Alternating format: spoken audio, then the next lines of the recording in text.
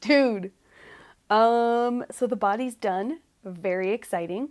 We are going to talk about sleeves right now, but before we do, there's a few things to note on the finished body. If you look at the pattern, it says that the finished length from underarm to hem should be 20 inches. Now, I made mine a little bit shorter. Oops, let me mute my PC. Sorry about that. I made mine a little bit shorter because I have a short torso. So basically what I did is I tried on a shirt that I really like that hits at the right place, and I measured it. And it ended up being about 17 inches instead of 20. So I was like, 20 is going to be a little too long for me. So here's what, so if I wanted 17, then there's a 2-inch hem at the bottom. So if I take the hem away, that's 15. And then she says in the pattern here, attention, this pattern grows especially in length. Therefore, the final length after blocking for this section will be approximately 2 inches longer. So then I subtracted 2 inches for growth. So that makes it 13. So what I did is I worked in the round in the lace pattern until I got to 13 inches relaxed. So I just laid it out and I measured it, and it was 13 inches. And then I knew that I could do my 2-inch ribbing. That brings it to 15 inches. Then when I block it, it will be 17, which is perfect for me in my adorable short torso. So feel free to measure from your armpit wherever your favorite shirt hits down to where it ends so that you can kind of customize it the way that you want to. Obviously, if it's too long, it'll just kind of pull a little bit around the hips, which is fine too. Okay, let's see, what else did I want to mention? Oh, I did the tubular bind off and rib. Let me show you what that looks like. So here is my hem, and you can see that there's like a pretty cool tubular bind off. It just kind of like wraps around the ribbing, and that's super fun. Now the tubular bind off and rib is pretty extensive, so I'm not going to get into that here, but it is in my Craftsy class called 40 Ways to Cast On and Bind Off. So you can find that information there. Let's see. Oh, if you do the tubular bind off in rib, make sure that your end of round stitch marker, when you first start in the rib on the hem, your first stitch somehow is a purl, or mine was. Make sure that you move your end of round stitch marker so that when you start the tubular bind off and rib, your very first stitch when you do the setup rows is a knit stitch. Also, you're going to work the tubular bind off in rib flat. You cannot do it in the round. So you have to think about that when you get to your marker, turn around and go the other way for your setup rows. Then you're going to bind it off. You'll have a teeny tiny little gap because you're doing it flat back and forth instead of in the round. And I use this all the time for all my sweaters, and it's wonderful. So you just sew together the little gap. Not a big deal at all. Okay, so we're going to talk about the sleeves now. I cheated and I did one sleeve since I have to make two alike. So let's take a look. So right here you can see, here's the front, I've got a sleeve happening here. And the first part you're going to do is this cute little cuff. So you can see that there's some nice shoulder shaping that happens here. And this is done with short rows. So if I kind of pull this out here, you can see that I kind of increase going right on here, and I do that with short rows. So we're going to talk about how to do that. Once you get your short rows all done, then you're going to bust into doing a sleeve in the round, and there is no more lace. You're done with lace. Amazing. I mean, lace is fun and all, but I mean, that was a lot of lace, yo. So now we get to do just stockinette through the whole sleeve, which is super relaxing and very good for binge watching Peaky Blinders, which is what I did. And once you get going, like very shortly past where you join in the round to do your sleeve, you need to start decreasing. And so I've used these little pear-shaped stitch markers in order to mark every place that I decreased, because it's too hard to keep track of. So it says, like my pattern says, I think you decrease like 12 times, maybe it's 13 times total, something like that, because you do it once and then it says 12 more times. That's a total of 13. So anyway, now you can just count 1, 2, 3, 4, 5, 6 and see exactly how many decreases you've done. So what I love about this pattern is this is a whole 5 inches of ribbing on this cuff, which is really nice because then you don't have to try to shape the wrist. So this actually goes up onto the upper arm, and then this makes a perfect fit. I really love this idea, and this I love too. So if I turn this over, she does this really cool detail where you actually have a set of knits right here. So this is all ribbing except for here. I think there's like 6 knits all like put together or something. Isn't that such a cool detail? I'm totally stealing that for my own. I love it. And then I also did a tubular bind off in rib on the sleeve too, so that it matches the hem. Okay, so let's look at the other sleeve now. All right, so here's this sleeve. I have already, let's turn this sideways here. I've already picked up the stitches that I need to pick up around this armhole. Okay, so for mine, it says for the sleeve cap, pick up and knit 82 stitches. That's my size. Half of that is 41. So what I did is I started right in the middle of the ribbing under the armpit, the very center of the armpit, and I picked up 41, and here's the seam at the top, right? So there's 41 on this side and there's 41 on this side. Now, this took me, each side took at least 2, if not 3 tries. Once you start picking them up, you get all the way to the top and you're supposed to have 41 and you have 39. And you're like, there's no way I can squeeze a couple more in here. So then you back out and then you get 41, there's still space to go. So there's no science to it. You kind of just have to, estimate as you're going and try to get it right. And sometimes it just takes a couple tries, which it did for me on both sleeves. Having experience did not help at all. So once I mastered how many stitches, now I'm ready to bust into the short rows. So let's look at the instructions. So it says here, there is a sleeve cap. Row 1, I'm going to knit 54 stitches. Then I'm going to wrap the next stitch and turn, okay? Then I'm going to purl 26, wrap and turn. Knit to the wrapped stitch, pick up the wrapped stitch, wrap and turn, then turn it over, purl, blah, blah, blah. So repeat until, for my size, there's only 6 left. So let's talk about exactly what this means. So you are not working in the round, you are now working back and forth, okay? So let's look at my knitting. I have to knit 54 stitches. So I know that I have 41 right to here, so I'm going to be knitting to somewhere over there. So what's going to happen is I'm going to knit here, I'm going to stop, I'm going to turn around, and I'm going to knit back to here. Stop, turn around, go like this, and then I'm going to go one stitch further each time. So you can imagine the little cap sleeve that you start to create through here before you start to go in the round. So I am going to go ahead and knit from here all the way past here to my 54th stitch, and then I'm going to demonstrate what a wrap and turn looks like. Okay, I've just knit 54 stitches. Now, mind you, I am also doing my sleeve on the magic loop method, but feel free to use double pointed needles on the sleeve if you would like to, whatever you're comfortable with. All right, so I knit the 41 on this side, and then I knit to 54 over here. All right, so now we're going to wrap and turn. Now, the thing you want to remember about wrap and turn, you know me and the mantras I always say, is the first thing you do is slip, okay? So you're going to slip, move, all right?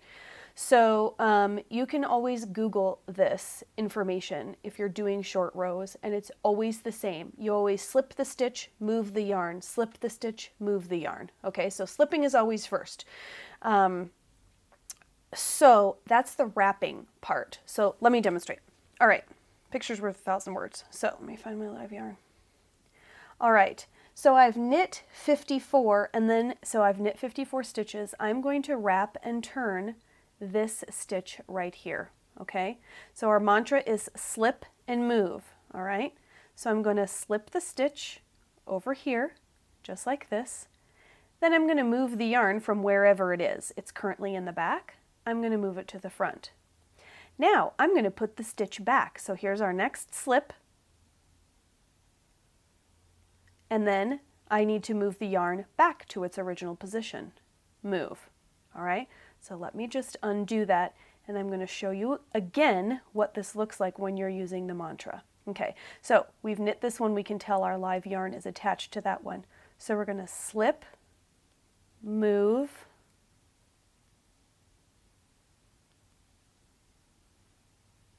oh boy.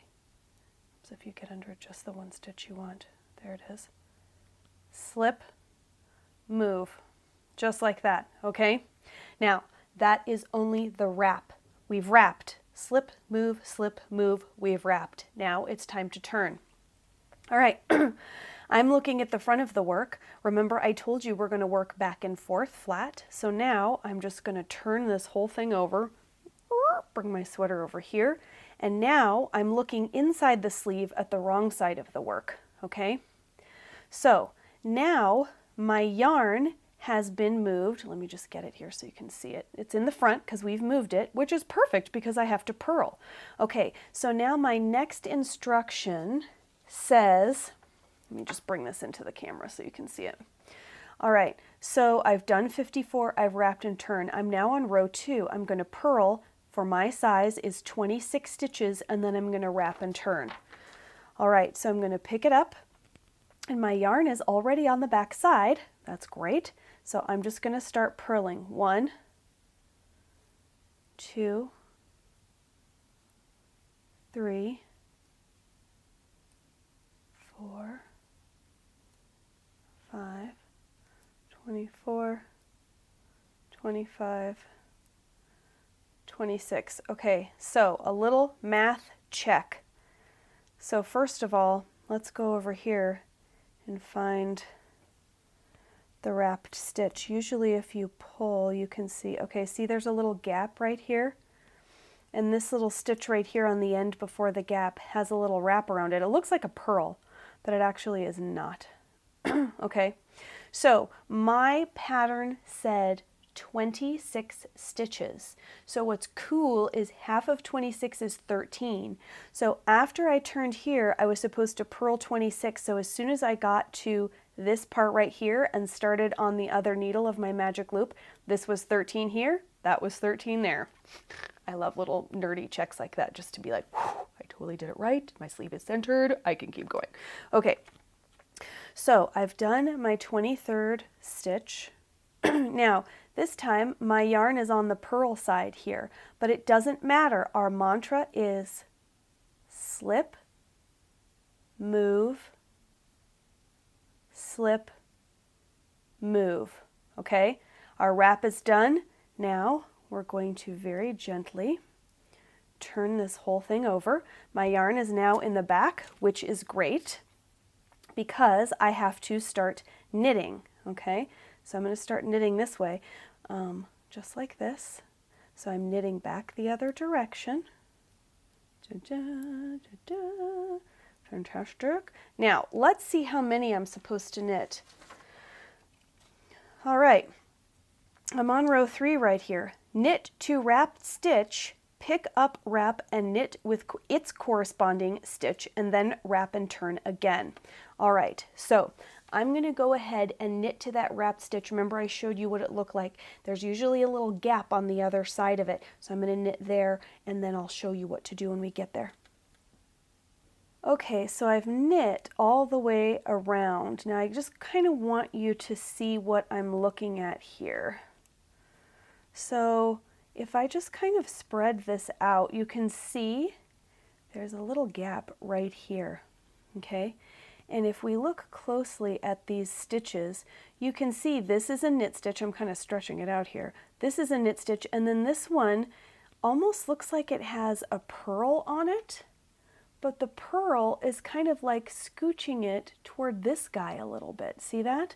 All right, so it's real obvious when you get to it. So we're going to go ahead and knit this, and I'm not counting. I'm reading my knitting. I'm going to get to, now you get to this one, now you can really see how it's got that little collar around it? It's kind of pulling it that direction right there. Okay, so now we have to knit the collar around it. We have to knit the wrap with the stitch. So I'm just going to slip under the wrap, okay? The wrap is now on my needle. Again, I'll show you. You can see this little wrap is kind of choking that little guy if I pull him up like this. So I'm going to grab the wrap, and then I'm going to also grab, I'm going to just knit the stitch like normal. Burp.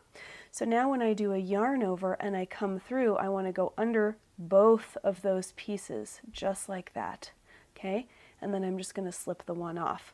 So that is how you knit the wrap with its corresponding stitch. Okay, so we've wrapped and turned this one, so we did that previously, and we've knitted that one on. Now it's time to wrap and turn the next one. So what's our mantra? Slip, move, slip, move, and then turn. Just like this. I'm going to turn all my knitting over. Okay, so now the yarn is on the back side. Now it's time to purl. So now I'm going to purl until I encounter a wrapped stitch. So let's purl over to that one, and I'll show you how to identify it and also how to purl the wrap with its corresponding stitch. All right, so I'm purling, purling, purling. Now I'm just going to stop and check. Oh, check out that gap. That's like pretty obvious. And this is the wrapped stitch again. Now you can see here, this one right here is a purl, and this one right here is a wrapped stitch. They look similar, but a bit different. The purl is like close up on the neck of this one, and the wrap is like super down far below. All right, so we're going to purl to that stitch. Purl, this is the one before. All right, so we have to purl the wrap too. So I like to grab, you can either grab the purl from in the front and purl it like this, but I have a hard time doing that. So I like to grab the back of the loop of the stitch of the wrap. Okay, so when I'm purling, I grab the back, and then I go in the stitch just like I'm going to purl it, and then I yarn over, and I just have to go out both, and then I'll slip this one off. Perfect. Now we've picked up a wrap. When you pick one up, you got to put another one back. So we're going to slip, move, slip, move, turn the whole thing over, and now we're going to start knitting again, just like this. Cool. All right, you get the idea. So the thing that I love about short rows is even though they sound complicated, it's kind of relaxing because you just knit, knit, knit, and you're like, oh, I hit a short row, time to turn around. So you don't have to count so much during short rows, which is really nice. Except for you do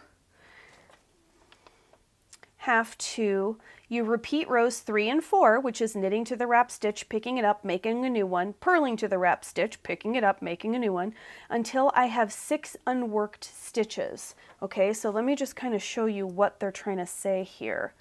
So my wrapped stitch on this side is right here. This is the number between my fingers of unworked stitches. So you're going to slowly keep going one down, one down, one down, one down, until down here, for my size, there's 1, 2, 3, 4, 5, 6. So my wrap is currently way up here. I have to go back and forth until my wrap is all the way down here. Okay, so you have a little ways to go to get that cap sleeve shaped. Then what's going to happen is, let's just look at the pattern so you can keep going. Next row, you're going to knit to the very last wrapped stitch. You're going to pick it up and then you're going to knit to the end of round. So finally we get to knit all the way down to the middle of the armpit, which is the end of your round. After you get down there, then it says you can start knitting in stockinette stitch in the round. Now there's still one more last wrap and turn that's hanging out there. So as soon as you get to it, just pick it up and knit it together, and now we get to start working in the round, and things get really relaxing after that. It's really wonderful. Okay, so then it says continue working in stockinette, and you're going to decrease every, mine is every 9 rounds, and I had to do mine total of 12 more times for a total of 13. So I didn't circle these here. Make sure you circle those. Okay, and then now there isn't any stretch to the stockinette sleeve when you are knitting it. Okay, so remember I stopped short and I allowed myself 2 inches for the body to grow because it's in lace. The sleeve is not going to be like that.